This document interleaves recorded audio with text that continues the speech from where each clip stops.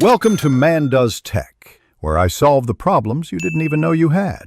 In this video, I will show you how to make delicious peanut butter kiss cookies. First, let's gather our ingredients.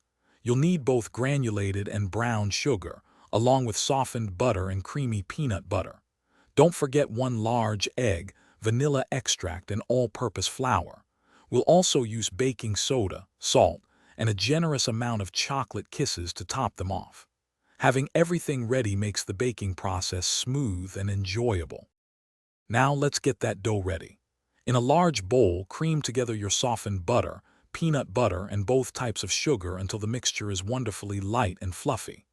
Next, beat in the large egg and 1 teaspoon of vanilla extract, ensuring everything is thoroughly combined. In a separate bowl, whisk together your dry ingredients, the flour, baking soda, and salt. Finally, gradually add these dry ingredients to your wet mixture, mixing until just combined. Be careful not to overmix.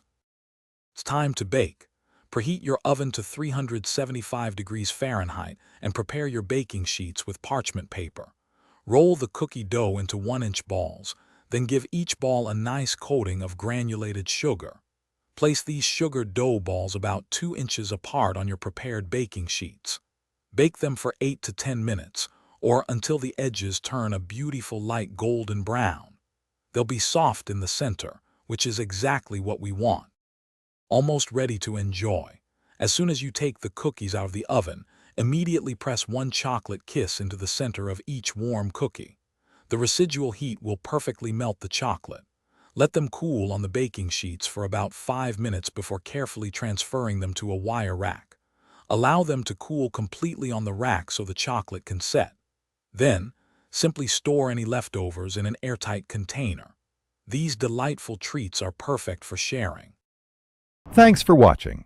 If you found this helpful, don't forget to like and subscribe.